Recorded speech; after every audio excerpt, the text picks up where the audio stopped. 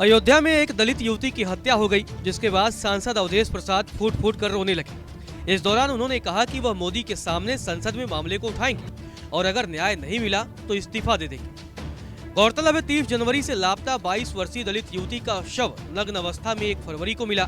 उसके कपड़े खून से लथपथ मिले। इसके बाद सांसद अवधेश प्रसाद पीड़ित परिवार से मुलाकात करने पहुंचे। वहीं जब मीडिया से अवधेश प्रसाद बात करने पहुंचे तो वो फूट फूट कर रोने लगे। रहा है लेकिन कोई सुनवाई नहीं कर रहा है। अधिकारी लगे हुए हैं कि इस चुनाव को कैसे हराया जाए, अजीत को कैसे हराया जाए, हराने में लगे हैं। पर्ची नहीं बांटी जा रही है। अन्याय बहुत बड़ा हो रहा है।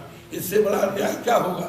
तो हम आपसे प्रार्थना करते हैं कि आप हमारी इस बात को, विचारधारा को केवल फैलावार ही नहीं सारे देश में बताओ, जिससे इस तरह की जो घटना हुई है, आजाद देश के माथे पे कलंक है। मर्यादा पुरुषोत्तम राम की धरती पर कलंक है। राम की मर्यादा को तोड़ा गया है। इसलिए आपसे प्रार्थना करता हूं और सारे अधिकारियों से, इस सरकारें आती जाती हैं, 1.5 साल में हमारे नेता के नेतृत्व में, अखिलेश के नेतृत्व में सरकार बनेगी। बहुत मजबूत सरकार बनेगी। इतनी मजबूत सरकार अब तक नहीं बनी थी। 40-50 एमएलए भी नहीं इनके जीत पाएंगे। ये हालत पैदा हुई। इस चुनाव को अवधेश प्रसाद नहीं लड़ रहे, पवन पांडे नहीं लड़ रहे, पारस नहीं लड़ रहे। ये चुनाव जनता ने अपने हाथ में लिया। आम जनता, हम आपसे प्रार्थना, आचार संहिता अगर मुझ पर है तो सत्ता में बैठे हुए लोगों पर है, अधिकारियों पर है। इस दौरान उन्होंने कहा कि अगर न्याय नहीं मिला तो वो इस्तीफा दे देंगे। गौरतलब है अयोध्या में 22 साल की एक दलित युवती की हत्या कर दी गई। उसका शव नग्न अवस्था में मिला। वह 30 जनवरी की रात से लापता थी। परिवार वाले ढूंढकर परेशान थे। शनिवार यानी 1 फरवरी की सुबह लड़की के जीजा ने गांव की सूखी नहर में उसकी लाश को देखा। दलित परिवार का दर्द बांटने के लिए सियासी जमावड़ा भी लगना शुरू हो चुका है। परिवार से फैजाबाद के समाजवादी पार्टी के सांसद अवधेश प्रसाद से मुलाकात की। इस दौरान उन्होंने पूरा घटनाक्रम समझा और कार्रवाई का भी भरोसा दिया है। साथ ही उन्होंने पीड़ित परिवार को ढांढस बंधाया है। इसके साथ ही समाजवादी पार्टी के सांसद अवधेश प्रसाद ने इस हत्या को लेकर योगी सरकार पर भी निशाना साधा है। क्या कुछ उन्होंने कहा, आप भी सुनिए। आज बड़े अफसोस के साथ है, एक दलित बेटी के साथ जितना अत्याचार हुआ है, उसके साथ अमानवीय व्यवहार हुआ है और जिसको मैं जबान से बोलने में शर्मा रहा हूं और उसका सब कुछ करके उसका मर्डर कर दिया है। मैं उसके रोते बिलखते परिवार में कल गया था। मैं दाह संस्कार में भी गया था। दाह संस्कार में पुलिस के लोगों ने जीसीबी लगाकर उसको दफनाने का काम किया है। ये सारा रिकॉर्ड टूट रहा है। पूरा परिवार आज दुखित है। और अच्छा होता कि आज मुख्यमंत्री आ रहे हैं तो सबसे पहले सहनवा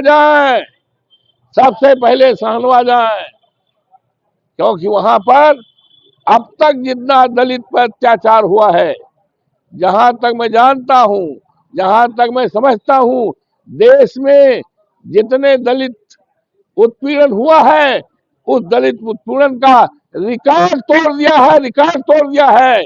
और ऐसे समय पे मैं चुनाव हो रहा है, 5 तारीख को वोट पड़ना है। अब भारतीय जनता पार्टी अब इस चुनाव में वोट पाने का हकदार नहीं रही। जनता ने इस चुनाव को अपने हाथ में ले लिया है।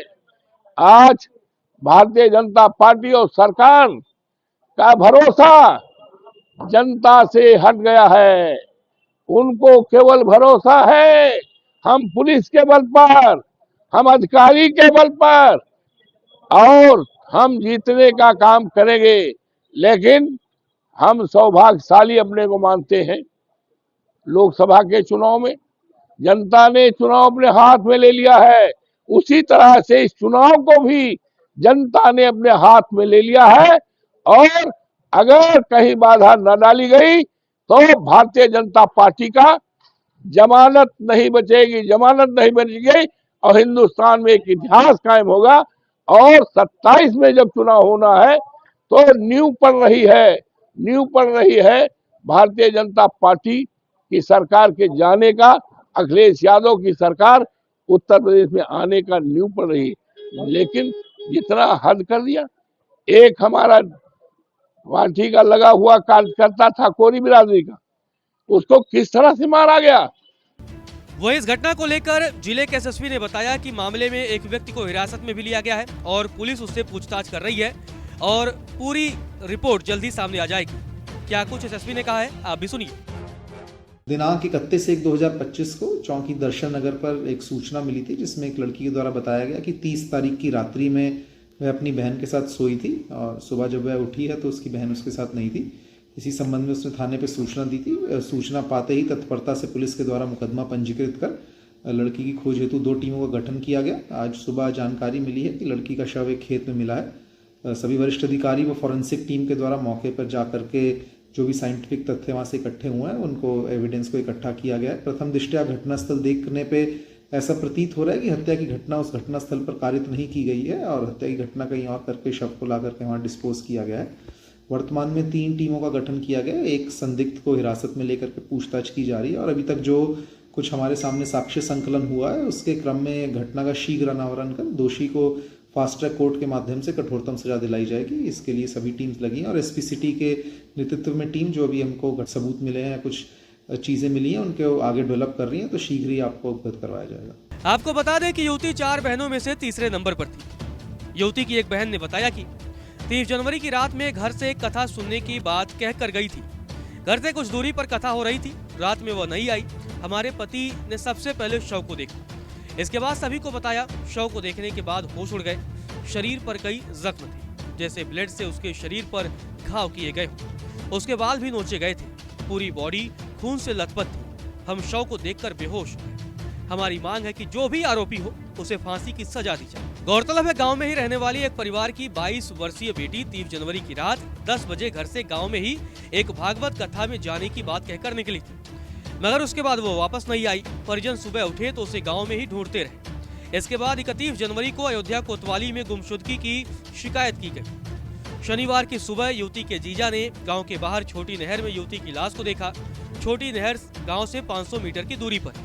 उन्होंने परिजनों को लाश मिलने की जानकारी दी। इसके बाद भीड़ जुट गई और अब मामले को लेकर सियासी हलचल भी तेज हो गई है।